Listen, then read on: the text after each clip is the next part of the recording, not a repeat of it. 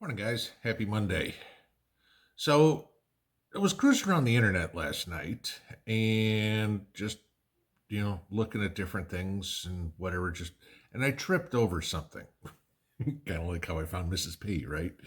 Uh, but it all of a sudden answered a question that a lot of you guys have all the time is, you know, I'm stuck in a blue state or I'm stuck in an apartment and I can't get out and oh, where do I go and yada da da da and how do I do this?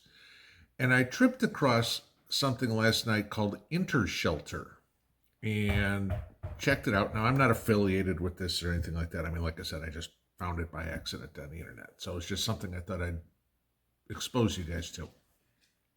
But it's a company that was founded in 1992 because they wanted a way to get the homeless or homeless veterans off the streets of LA.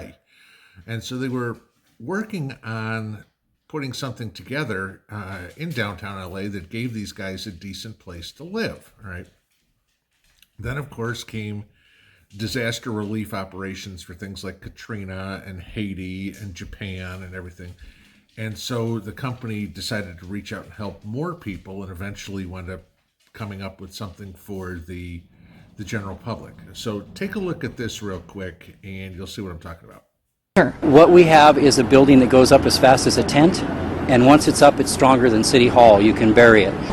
It's called the Solar Dome. Welcome, Dome. He's so convinced it's the answer. He spoke before Congress. Now, FEMA is considering the Solar Dome to be the emergency shelter of choice across the nation. Which means we can get a lot of them on site immediately for first responders, for MASH-style hospital units, triage facilities, shelter for the victims. It has all the comforts of home, but the makers of Intershelter Dome say it's a lot safer. It can withstand winds up to 200 miles per hour, temperatures from 120 Fahrenheit to 70 below. And if you want to store it, it fits into a box that stands no higher than this table. Here's how it works. All you need is a screwdriver, a wrench, and a stepladder. 21 panels, shaped like potato chips, overlap, and they're bolted together. Kubli says 3 people can put it together in just 2 hours. It breaks down in just 40 minutes. It can be stored for use over and over again. Now, that video didn't go into the everything on this, but I mean, you can see how this would definitely be something for a prepper, okay?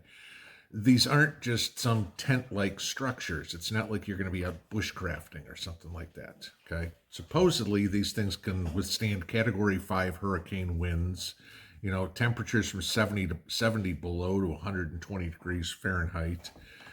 And then they supposedly last for somewhere between 30 and 40 years, okay? I'm not going to be around 30 or 40 more years. I might be if I make it to 95. But the cool thing about this is, especially for a prepper, is these things can be disassembled in about 40 minutes. And so if you've got to move, you can take the thing down, take it with you, and put it up somewhere else. And I guess from what they say, with a couple of people and nothing more than a wrench, a screwdriver, and a ladder, a couple of people can put this up in a couple hours. All right. So now you have a semi-permanent structure that's mobile. I mean, now that for a prepper is cool. All right. They say they're virtually indestructible. Okay. That's what they're saying, okay? But they're watertight, strong enough to protect you from bears, bad weathers, natural disasters, whatever it would be, and, of course, sounds good for like campers and first responders, but the military uses this stuff, okay? To me, that's a pretty good endorsement, I guess, if you will, for whether these things are good, okay? Now, this isn't roughing it either by a long shot. You can get a shower, a toilet, a kitchen, a bedroom or two, and a living room. Now, granted, the rooms aren't going to be huge, but they certainly would be comfortable.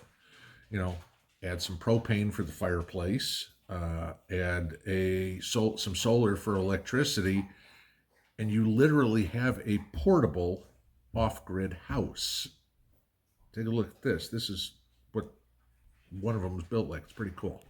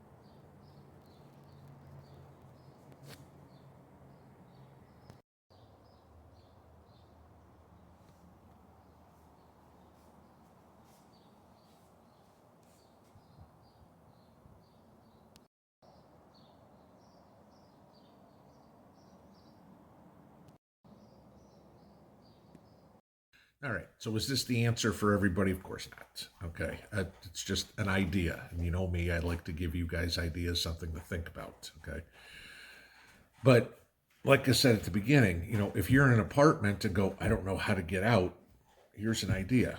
Or if you're looking to move out of a blue state and buy some land and you're like, okay, crap, where the hell am I going to live while I'm building a house? Or where, here's an option where you could buy the land, put this up, be sleeping in it this evening, okay? Hell, you could turn this into a permanent house, all right? But, give you this.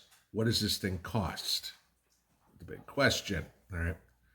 The 20-foot one, the big one that's 314 square feet. Yes, I know 314 square feet ain't big, but, I'm not saying, okay, raise a family in this, but, if it's, a single person or a couple, it's enough space maybe, okay?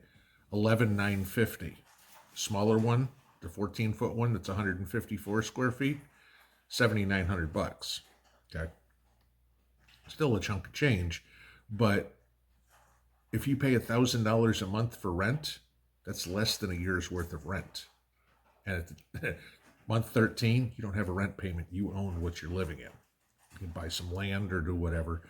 It's an idea, okay? And I like to give you guys ideas. Like I said, is it for everybody? No, okay?